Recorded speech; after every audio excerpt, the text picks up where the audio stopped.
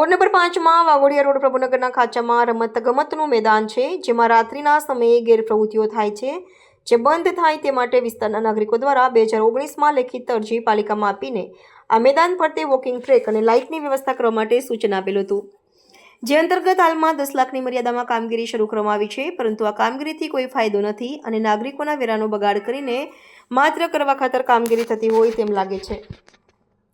જે walking track બનાવવામાં આવે છે તે 4.5 ફૂટ પહોળો છે, જેમાં કોઈ સામસામે કે સાથે બે વ્યક્તિ પણ ચાલી ના શકે તેટલો સાંકડો છે અને ટ્રેકની વચ્ચે જ વૃક્ષો અને મકાનોના પાછળ ગેટ પગથિયા આવે છે કે જે પહેલા દૂર કરવાની જરૂર હતી। આવી રીતે પૈસાનો બગાડ કરીને કામગીરી નહીં કરવા વોર્ડ નંબર 5 પણ કહેવામાં આવ્યું છે, છતાં કામગીરી માત્ર 10 લાખ વાપરવાના છે તેમ સમજીને કરવામાં આવી રહી છે।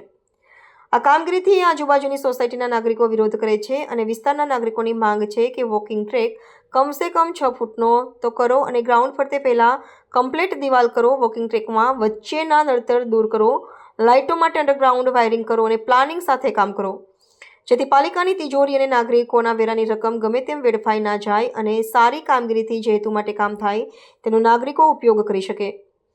શહેરમાં આવી રીતે પ્લાનિંગ વિના કામો થાય છે તેનો આ તાજો નમૂનો છે। આજે પણ કામગીરી ચાલુ છે અને કામગીરી પૂરી થશે તો જે હેતુ છે કે નાગરિકો લાભ લઈ નહીં શકે અને પ્રજાના વેરાની રકમનો બગાડ જ થઈ જશે। અમારી પાલિકાના પદાધિકારીઓ અને અધિકારીઓને વિનંતી છે કે શહેરમાં જે વિસ્તારમાં કામ થતા હોય તેના નાગરિકો સાથે ચર્ચા કરીને કામગીરી કરે તો જે હેતુથી કામગીરી થાય છે તે હેતુ સિદ્ધ થઈ શકે છે અને ખર્ચેલા નાણાંનું વળતર વર્ષો સુધી મળે અને પ્રજાના નાણાંનો સદુપયોગ થાય અને વેડફાડ નહીં।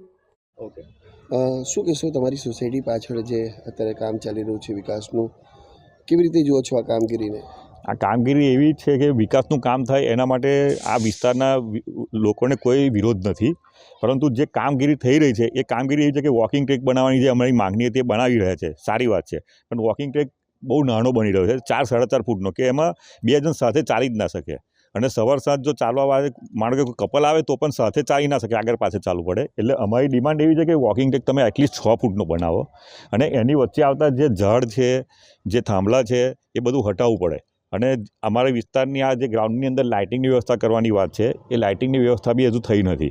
એટલે પહેલાં તમે એ બધું પ્લાનિંગ કરીને કામગીરી કરે તો એની સામે અમારો કોઈ વિરોધ નથી। બરાબર। અને આ રીતે કામગીરી કરવાથી પ્રજાના પૈસાનો બગાડ જ થાય છે। ભવિષ્યનો વિચાર કરીને કોર્પોરેશન કામગીરી કરે તો એ સારી વાત છે।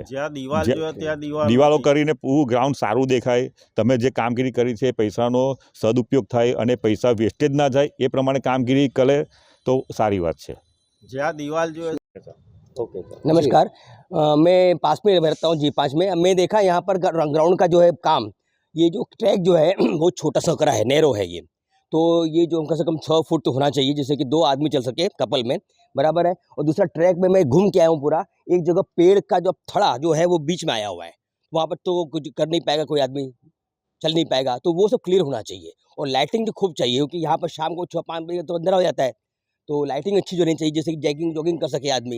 तो 3 चीज़ तो हमको दिखाई पड़ रही है। बाकी कामगिरी जो कर रहे हैं initiative is very very good, commendable, appreciable by BMC जो कर रही है वो वेरी वेरी गुड। ग्राउंड पर जो विकास बिल्कुल सही है, बिल्कुल। तो कितनी सोसाइटीओं ने तेनो लाभ મળશે? ये पूरी सोसाइटी यहाँ पर तो 8-10 सोसाइटी तो है ही।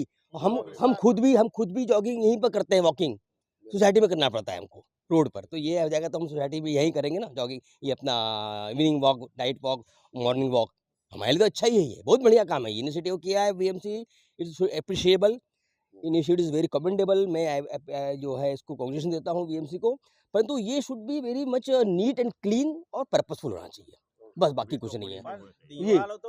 और यहाँ पर जो एंटी सोशल एलिमेंट जो बैठते हैं रात को वो खत्म हो जाएंगे। ये भी सर मैं आपको I draw your kind attention, anti social element यहाँ बैठते हैं वो खत्म हो जाएंगे इस बनने से, समझ रहे हैं? तो yes sir, thank you sir, thank you.